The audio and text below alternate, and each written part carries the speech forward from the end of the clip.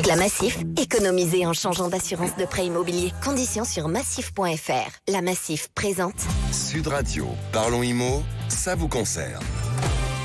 Voilà les amis, ça vous concerne et on a reçu cette semaine, Bérénice, un SMS. Et oui, on parle de location immobilière et c'est vrai qu'elle fait souvent la une pour les mauvaises raisons, les impayés, les litiges, les conflits. Alors je tiens quand même à rassurer ceux qui nous écoutent, dans l'immense majorité des cas, tout se passe très bien entre les propriétaires et les locataires et tant mieux. Pour autant, mieux vaut prévenir que guérir. Et justement, un auditeur nous pose une question très pertinente. Aujourd'hui, c'est Jamel de Lyon. Je vous lis son message. Bonjour l'équipe, je suis en train d'acheter mon premier appartement pour le louer. Le compromis a été signé. J'entends beaucoup parler de problèmes entre propriétaires et locataires dans les médias. Je voudrais vraiment que tout se passe bien. Auriez-vous des conseils pour anticiper d'éventuels soucis et construire une bonne relation avec mon futur locataire? Merci et continuez, vous êtes au top. Déjà, merci Jamel. En tout cas, excellente question. Pour y répondre, j'ai le plaisir d'accueillir notre expert Bruno Cantegrel, expert en gestion locative et fondateur de la plateforme monsieurhugo.com pour les propriétaires. Bonjour Bruno. Oui, bonjour à tous. Alors Bruno, concrètement, quels sont vos conseils, vous qui êtes expert en la matière, pour que cette location se passe bien et éviter les litiges avec son locataire?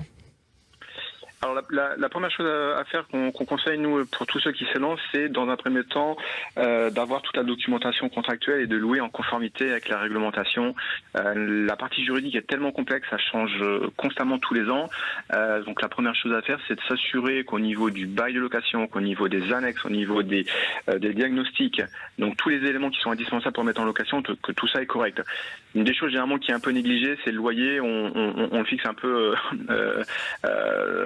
au hasard des fois, donc il faut vraiment aller sur le site du gouvernement qui a mis en place un petit simulateur et qui permet de savoir si la ville dans laquelle on loue est encadrée, où il y a un plafonnement de loyer. Donc ça, c'est la première chose à faire. Si on ne le fait pas, il y a des amendes administratives qui peuvent aller jusqu'à 5 000 euros. Et puis ensuite, faire un bail en béton. Donc ça, c'est super important d'avoir un bail vraiment carré, puisque le locataire ne pourra pas se retourner contre le locataire. Et ça permet aussi aux propriétaires de louer déjà en respectant la réglementation. Donc ça, c'est le premier point qui est super important.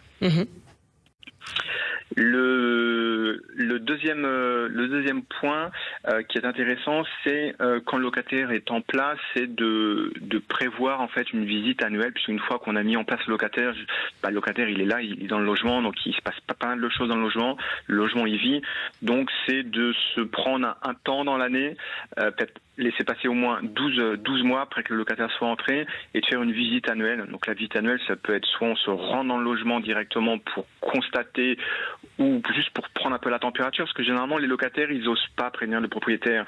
Généralement quand le locataire nous appelle, c'est qu'il y a un gros désastre, un gros sinistre qui est arrivé. Donc ça, il faut les anticiper, donc d'où l'idée de faire une visite annuelle. Après, ça peut se faire par téléphone, ça peut se faire par SMS ou par email, mais c'est super important de prendre le pouls parce que c'est à ce moment-là, lors de cette prise de communication avec le locataire, que le locataire va dire « Ah oui, au fait, j'ai vu ça, j'ai vu ça, j'ai vu ça ». Et c'est vrai qu'on n'y pense pas souvent à cette visite, on n'y pense pas à cette visite annuelle du logement. Donc on a le droit, en revanche, il faut que le locataire soit là. Il doit être présent avec nous quand on va dans le logement. C'est important de le préciser aussi. Oui, alors effectivement, c'est quelque chose qui est légal. Pour ça, il faut le prévoir via une clause dans un contrat de bail. Donc nous, c'est ce qu'on fait. Enfin, tous nos clients qui utilisent notre application de rédaction de bail, on insère cette clause. Donc ce qui permet aux propriétaires, en mettant bien sûr des horaires et des jours ouvrés, de pouvoir aller dans le logement. Donc il faut prévenir le locataire. Bien sûr. Il peut pas s'y opposer. Il peut pas s'y opposer. D'accord. Du moment que c'est écrit dans le bail, qu'il a signé le bail et qu'il autorise le propriétaire à venir une fois dans l'année. Alors, si on veut éviter le litige, il vaut mieux mettre des jours et des horaires. D'accord.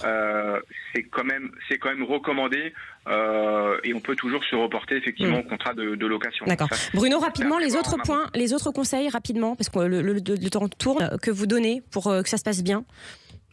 Alors, c'est de surveiller la consommation énergétique. Donc, il y a tout un tas de petits modules maintenant connectés en Wi-Fi, connectés aux applications, donc pour détecter les surconsommations d'énergie. Donc ça, c'est important parce que si on loue un appartement pour une personne et que le locataire, ils sont 2, 3, 4, ça va faire augmenter les charges. Et nous, ce qu'on conseille aussi, c'est lors des états des lieux, notamment où c'est là où on a le maximum de litiges. Enfin, c'est le premier litige, c'est la sortie du locataire.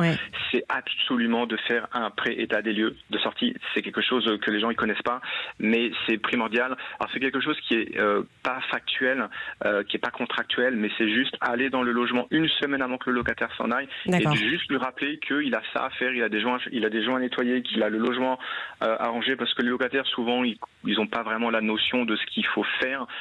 Donc le fait de les prévenir une semaine à l'avance, ils ont une semaine pour faire tout ce qu'ils ont à faire. Pré-état des lieux. Merci beaucoup Bruno Candrel. Sud Radio, Parlons Immo, ça vous concerne. Avec la Massif, changez votre assurance de prêt immobilier et économisez. Conditions sur massif.fr.